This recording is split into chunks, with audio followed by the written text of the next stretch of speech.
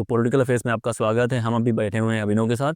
अभिनव PhD कर रहे हैं जेएनयू से फिलोसफी में, उनका जेआरएफ भी है, तो उनसे जानने की कोशिश करेंगे उनकी थोड़ी सी जर्नी, क्योंकि एक वीडियो हमने उनके साथ पहले ही बना लिया है। और ज़्यादा बातें होंगी जेआरएफ एग्जाम को निकालने को लेकर कि कैसे जेआरएफ क्रैक कराएं। तो अभिनव, अपनी एक बार कहानी आप फिर से बता देंगे, पटना कॉलेज से लेकर जेएनयू तक की, फिर हम जेआरएफ के ऊपर बातें करेंगे। तो ट्वेल्थ के बाद जैसा मैंने आपको बताया कि मन में ये आ गया था और ये क्लैरिटी आ गई थी कि फ़िलासफ़ी पढ़ना है, फ़िलासफ़ी में ऑनर्स करना है। और तो उसको लेकर मैं पटना आ गया। पटना कॉलेज से मेरा बीए फ़िलासफ़ी ऑनर्स था। साइकोलॉजी और हिस्ट्री मेरे सब्सिडरी सब्जेक्ट्स रहे हैं, जिसमें मेरा इंटरेस्ट भी है साइकोलॉजी में भी। तो वहाँ से मैंने बीए किया। उसके बाद मैंने मास्टर्स का एग्ज़ाम दिया जेएनयू का। और जेएनयू में आ गया फिर 2019 में। तो 2019 से 2021 का हमारा बैच था, बीच में कोविड आ गया। तो ये तो था क्लैरिटी कि आगे पीएचडी में जाना है तो उसके लिए जेआरएफ चाहिए होगी, ठीक है। और ये भी पता था कि हमेशा आप घर वालों से तो पैसे मांग नहीं सकते। जेआरएफ का बहुत फायदा भी है। जेआरएफ का फ़ायदा भी है, एक फाइनेंशियल फ्रीडम रहता है, काफ़ी अच्छा भी लगता है आपको कि आप एटलीस्ट 4-5 साल तक आप अपना रिसर्च कर सकते हो बगैर किसी और के ऊपर डिपेंडेंट हुए। तो मैंने फॉर्म भरा था जेआरएफ का शायद थर्ड सेमेस्टर में, मास्टर्स के मैं सेकेंड या थर्ड सेमेस्टर में था। मेरे कुछ क्लासमेट्स ने सेकंड फर्स्ट या सेकंड सेमेस्टर में ही वो भर दिया था, उनका सर निकल भी गया। तो मुझे अभी लग रहा था कि अरे मैं पीछे छूट रहा हूँ। हाँ, मैं पीछे छूट रहा हूँ, तो मुझे भी करना है। एग्ज़ाम दे ही देना चाहिए। एटलीस्ट मास्टर्स में एक बार तो एग्ज़ाम देना चाहिए कि हाँ, एटलीस्ट आपको ये पता चले कि क्या फॉर्मेट है, क्या सारी चीज़ें हैं, या और जितना जल्दी निपटा लो उतना बेहतर। उतना बेहतर होता है। बिल्कुल, आप सही समझ रहे हो। तो 2020 में मैंने जेआरएफ का एग्ज़ाम दिया था, सितंबर 2020 में। और उसका मेरा जेआरएफ भी निकल गया। मुझे लगता है आगे आप यही पूछेंगे कि जेआरएफ के लिए पढ़ाई आपने क्या की थी, तो मैं वो बता ही देता हूँ। ये होता है ना कि जब हम पढ़ाई करते हैं तो हम अलग अलग पर्पस से पढ़ते हैं। जैसे आप पीएचडी के लिए आप पढ़ रहे हो तो आपका एक पर्पस है कि मुझे नॉलेज चाहिए, पता चलना चाहिए क्या फील्ड में चल रहा है, क्या लिटरेचर है, सारी चीज़ें हैं। जब आप किसी एग्ज़ाम के लिए पढ़ते हो तो आपका एक नैरो फोकस रहता है। याद करना। हाँ, याद करना है, क्या एग्ज़ाम में आ रहा है वही पढ़ना है, जो नहीं आ रहा है उसे नहीं पढ़ना है। जो चीज़ें पिछले साल ज़्यादा पूछी गई वो अक्सर इस साल नहीं आएगी, या अगर आएगी तो फिर उसको ज़्यादा फोकस करना है। तो कहने का मतलब ये है कि एग्ज़ाम को लेकर आप एक अलग पढ़ाई करते हो, पूरा प्लान करते एक हैं। थोड़ा-सा प्लान करते हो, और अक्सर ये शॉर्ट टर्म प्लान होता है। अगर आप जेआरएफ एग्ज़ाम की बात करें, क्योंकि ये एग्ज़ाम ऐसा है जो साल में 2 बार होता है।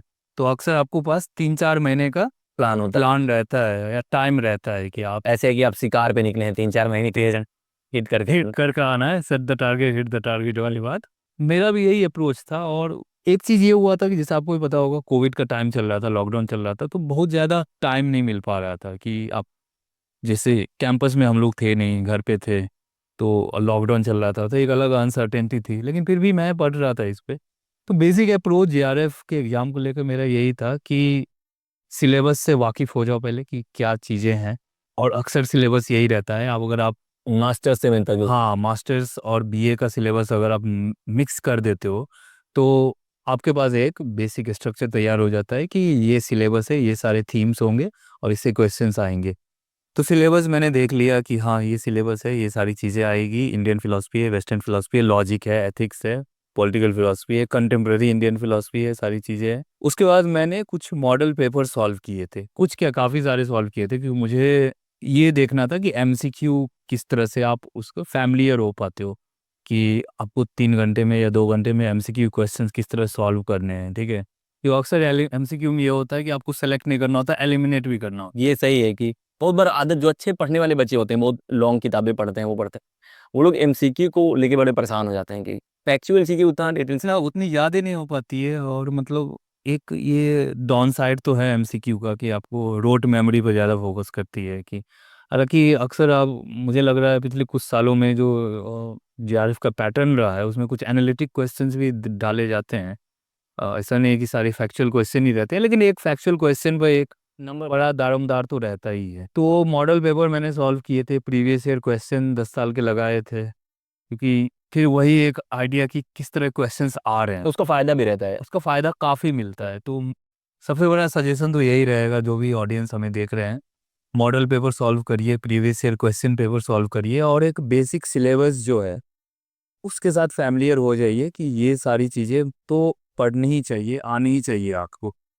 Yeah. तो जो सिलेबस है इसका, जो आपके फिलोसफी का सिलेबस होगा एनडीआरएफ का, उसमें कौन-कौन सी किताबें हैं जो लोगों को पढ़नी चाहिए? और देखिए सिलेबस जहाँ तक मुझे याद है, अगेन फिलॉसफी में जो डिस्टिंक्शंस है, ये इंडियन फिलॉसफी का हो जाता है, एक वेस्टर्न फिलॉसफी का हो जाता है। तो इन दोनों डिस्टिंक्शंस में अलग-अलग डिस्टिंक्शन हो जाते हैं। जैसे इंडियन फिलॉसफी में अलग-अलग स्कूल्स आ जाते हैं। उनके मेटाफिज़िक्स है, उनका एथिक्स है, उनका एपिस्टेमोलॉजी है। और वेस्टर्न फिलॉसफी में अलग-अलग स्कूल्स हैं, जिनका फिर उनका मेटाफिज़िक्स है। जैसे वेस्टर्न मेटाफिज़िक्स में आप एरिस्टोटेलियन की बात कर सकते हो, फिर कंटेम्परेरी टाइम्स में बात कर सकते हो, फिर वेस्टर्न एपिस्टेमोलॉजी है, वेस्टर्न एथिक्स है, ठीक है? इनके अलावा इन दोनों इंडियन फिलॉसफी और वेस्टर्न फिलॉसफी में कंटेम्परेरी भी है। जैसे कंटेम्परेरी इंडियन फिलॉसफी का एक सेक्शन हो जाता है और कंटेम्परेरी वेस्टर्न फिलॉसफी का एक सेक्शन हो जाता है, जिसमें आप 20th सेंचुरी खासकर जो पिछली शताब्दी से जो जो में लगे हुई है और जो बातें अभी भी चल रही है, उनकी आप ज़्यादा बातें करते हो या उन पर ज़्यादा फोकस करते हो। तो एक Indian philosophy classical Indian philosophy हो गया, एक वेस्टर्न फिलॉसफी हो गया, जिसको आप क्लासिकल वेस्टर्न फिलॉसफी तो नाम हम यूज़ नहीं करते। हाँ, उसमें 2-3 डिस्टिंक्शन फिर आ जाते हैं। एक होता है मॉडर्न वेस्टर्न फिलॉसफी जो रेने देकार्ट, फ्रांसिस बेकन के टाइम से स्टार्ट होता है, जो मॉडर्निटी के टाइम की जो वेस्ट में जो फिलॉसफी की बातें की गई। एक हो जाता है एंशिएंट फिलॉसफी। तो व्यूअर्स के लिए मैं एक एक बार में सारा डिस्टिंक्शन बता देता हूँ जो कि उन्हें तो एक वेस्टर्न फिलॉसफी में अगर हम बात करें तो ग्रीक फिलॉसफी से स्टार्ट करते हैं हम, फिर मेडाइवल फिलॉसफी पे आते हैं और फिर मॉडर्न मॉडर्न फिलॉसफी पे आते हैं। उसके बाद लास्ट में कॉन्टेम्परेरी। उसके बाद लास्ट में फिर कंटेम्प्रेरी वेस्टर्न फिलॉसफी पे आते हैं, ठीक है? इंडियन फिलॉसफी में आप क्लासिकल इंडियन फिलॉसफी का डिवीजन कर सकते हो और कंटेम्प्रेरी इंडियन फिलॉसफी का डिवीजन कर सकते हो। कंटेम्प्रेरी में आपको रविन्द्रनाथ टैगोर को पढ़ना होता है, महात्मा गांधी को पढ़नी होती है, अरबिंदो को पढ़ना होता है, अंबेडकर को पढ़ना होता है, और भी कुछ 1-2 फिलोसोफर्स हैं जिनको आपको देखना होता है, जो आप सिलेबस में आप देखोगे आपको आइडिया मिल जाएगा कि हाँ, ये सारे फिलोसोफर्स हैं। कंटेम्परेरी वेस्टर्न फिलॉसफी में जर्मन फिलॉसफी में आपको कुछ देखना होता है, फ्रेंच फिलॉसफी में कुछ आपको देखना होता है, और जो इंग्लिश फिलॉसफी है, जो बर्ट्रैंड रसेल के टाइम से जो स्टार्ट हुई है। क्या हुआ था ना कि 20th सेंचुरी में ये कुछ इंग्लिश फिलॉसफर जो थे, इन्होंने एक रिवोल्ट किया था जर्मन आइडियलिज्म के खिलाफ, कि उनको लगा कि यार बहुत आइडियलिज्म की बात हो गई, अब हम अपना एक फिलॉसफी लाएँगे। तो ये इंग्लिश फिलॉसफी डोमिनेंट हुई थी, जहाँ से लॉजिकल पॉजिटिविज़्म आया था, वियना सर्कल आया था, सारा खुदा एनालिटिक फ़िलॉसफ़ी का जन्म हुआ था, फ़िलॉसफ़ी ऑफ लैंग्वेज का जन्म हुआ, जिसको हम फ़िलॉसफ़ी में लिंग्विस्टिक टर्न के नाम से जानते हैं, कि फ़िलॉसफ़ी में एक लिंग्विस्टिक टर्न आया था, जिसमें बातें ये हुई कि इतने सारे जो फ़िलॉसॉफ़िकल प्रॉब्लम्स आ रहे हैं, ये इसलिए आ रहे हैं क्योंकि हम लैंग्वेज को नहीं समझ पा रहे हैं। नाम भी बता दो उस इंसान का जिसने ये करा है, और क्या खतरनाक, मतलब आप इमेजिन करें कि दुनिया में इतनी चीज़ें चल रही हैं और सामने वाले ने कह दिया कि प्रॉब्लम्स वो वाली है ही नहीं जहाँ आप देखने की कोशिश कर रहे हो, प्रॉब्लम कहीं और है। हाँ, हाँ। तो ये सारे फिलोसोफर्स कंटेम्परेरी वेस्टर्न में आपको पढ़ना होता है। बर्ट्रैंड रसेल हो गए, फ्रेगे हो गए, विटगेन्स्टाइन हो गए। उसमें भी अलग-अलग स्कूल्स हैं, जैसे आप एक्जिस्टेंशियलिज्म भी एक स्कूल आ जाता है, जो कि अब कंटेम्परेरी वेस्टर्न फिलॉसफी में भी ना आपको 2 स्कूल्स आ जाते हैं। एक एनालिटिक फिलॉसफी का आ जाता है, एक कॉन्टिनेंटल फिलॉसफी का आ जाता है, ठीक है? तो कॉन्टिनेंटल में एक्जिस्टेंशियलिज्म है, फेनोमेनोलॉजी आपको देखना होता है। एनालिटिक में आपको फिलॉसफी ऑफ लैंग्वेज को देखना होता है, रसेल, विटगेन्स्टाइन जैसे फिलॉसफर्स को पढ़ना होता है। सिलेबस आप देखोगे आपको पता चल जाएगा, जो भी व्यूअर्स देख रहे हैं उनको और पता। वर्ड्स अगर आप फिलॉसफी से हैं तो आप नहीं डर रहे होंगे, लेकिन बाकी लोग बहुत डर लग रहा होगा ये वर्ड सुन के। लेकिन अगर आप रियल में नॉलेज पसंद करते हैं, मैं पॉलिटिकल साइंस से हूँ, मैं भी पॉलिटिकल फिलॉसफी पढ़ता हूँ, तो अभिनव जैसा मुझे डीप फिलॉसफी का वो नहीं होगा, लेकिन क्योंकि ये वर्ड्स हम लोग बार-बार सुनते हैं और काफ़ी चीज़ें हैं जो पॉलिटिकल फिलॉसफी में भी हैं। लेकिन ये सबसे इंटरेस्टिंग डिबेट्स हैं। मतलब अगर आप काफ़ी ज़्यादा। इन नाम्स को नहीं जानते हैं, अगर आप एक्टर्स को जानते हैं, सबको जानते हैं, तो आज जो हम सोच रहे हैं, जो टीवी पे डिबेट्स हो रही हैं, जिस तरह से हम आर्ग्यू कर रहे हैं, ये सब कहीं न कहीं इन्हीं लोग के आस-पास घूम रहा है। जो बच्चे मतलब पढ़ रहे हैं, जिन्होंने मास्टर्स तो करा होगा तभी आप नेट जेआरएफ दे रहे हैं। तो कौन-सा बेस्ट स्ट्रैटेजी है इस एग्ज़ाम को क्रैक करने का? आजकल जिस तरह के पेपर आ रहे हैं उसका? बेस्ट स्ट्रेटेजी तो यही है कि आपको पास एक फंडामेंटल एक नॉलेज होना चाहिए, ठीक है? आपको पता होना चाहिए कि सारी चीज़ें क्या है। आपको जैसे कुछ चीज़ें आपको पता होनी चाहिए, जैसे आपसे पूछा जाए लॉजिकल पॉजिटिविज़्म क्या है, आपको पता होना चाहिए बिल्कुल। क्या है, ठीक है? अगर ये नहीं पता है तो फिर आपको डिसिप्लिन चेंज कर लेना चाहिए। मेरा ये भी कहना है कि नीट जेआरएफ कोई ऐसा एग्ज़ाम नहीं है जो आपको डायरेक्ट जॉब देता है। नेट नेट से आप कर सकते हैं, फिर आपको कुछ ना कुछ एआई करना पड़ेगा। अगर आप जेआरएफ टारगेट कर रहे हैं तो जेआरएफ का कोई मतलब नहीं बिना पीएचडी का। और अगर आप पीएचडी ले जाना चाह रहे हैं तो आपको ये नॉलेज तो चाहिए। ऐसे चाहिए। तो भी ये मैं इसलिए बोल रहा हूँ क्योंकि अक्सर फिलॉसफी के साथ ये भी है कि लोग क्रैम करना चाहते हैं। फिलॉसफी यूपीएससी सर्कल में इसलिए फेमस है कि 3 महीने का इसका सिलेबस होता है, आपको बस रट जाना है, ठीक है? रट के चले जाना है। ठीक हो सकता है वो स्ट्रैटेजी वहाँ सक्सेसफुल होती हो, लेकिन मैं जैसा आपने बहुत अच्छा पॉइंट आउट किया है कि जेआरएफ का मतलब नहीं होता है अगर आप पीएचडी के लिए नहीं जा रहे हो, ठीक है। अभी वैसे ही है कि आप बहुत अच्छा कहीं खाना है, आपके आसपास कुछ फेमस होगा, जैसे हम लोग लिट्टी चोखा बहुत पसंद करता है, तो कोई इंसान बोले कि लिट्टी चोखा क्यों खा रहे हो, इसमें जितने भी एनर्जी के न्यूट्रिएंट्स हैं, विटामिन जितनी चीज़ें हैं, वो निकाल के हम ऐसे दे दे रहे हैं आपको, तो वो मज़ा तो चला जाएगा ना। बिल्कुल, कि अगर वो दे दिया उसका निकाल के कि हाँ इतना आटा है वो है, तो फिलॉसफी भी वैसा है, मतलब लोगों ने अपना पूरा साम्राज्य छोड़ दिया है बिल्कुल, सिर्फ ये पढ़ने के लिए। तो अगर आपको मौका मिल रहा है, भागने के लिए। हाँ, और अभिनव के पेरेंट्स तो चाहते ही नहीं थे कि अभिनव फिलॉसफी पढ़ें, कि उनके रास्ते से भटक जाएंगे। ये एक मेरा भी है कि नेट जेआरएफ कोई ऐसा एग्जाम नहीं है जहाँ पे आपको जॉब मिल रही है, अगर आपको इंटरेस्ट है तभी आप कर रहे हैं, तो आप थोड़ा सा, और खासतौर पे अगर आप फिलॉसफी जैसा सब्जेक्ट ले रहे हैं तो और कौन सा रिवीजन के लिए कौन सा तरीका हो सकता देखिए, रिवीजन के लिए मुझे पर्सनली यही लगता है कि आप जितने क्वेश्चन पेपर सॉल्व करते हो, ठीक है, और अगर आप नोट्स बना रहे हो, जो आप बुक्स पढ़ रहे हो, ठीक है, जो भी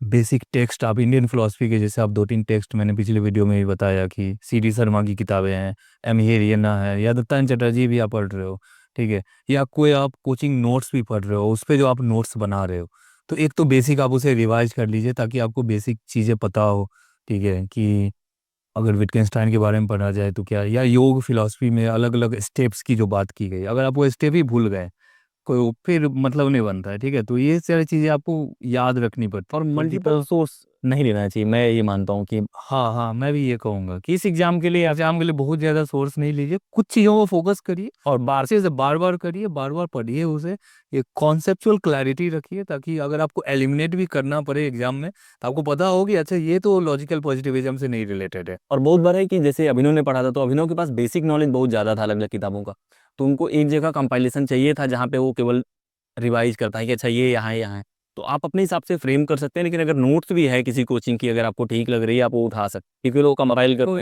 हैं। कंपाइलेशन अच्छा रहता है, ठीक है, कम समय में अच्छा रिवीजन हो सकता है उससे, मुझे ऐसा लग रहा है। जैसे आपके पास लास्ट के 1 महीने बचे हैं, सही से। आपको कुछ ऐसा मटेरियल चाहिए जो आप कभी आप पढ़ रहे हो लगातार, ठीक है, आपको बार बार उसे पढ़ के आप अच्छा रिवीजन करना चाहते हो, तो मुझे लग रहा है कोचिंग नोट्स भी काम आ सकते हैं। बाकी जो आप टेक्स्ट है, ठीक है, उसका तो कोई कोई सब्सिट्यूट, अल्टरनेटिव तो नहीं क्योंकि जैसे ही सवाल थोड़े एनालिटिकल हुए, कोचिंग नोट से है। नहीं आएंगे मेरे। वो ही ले आएंगे।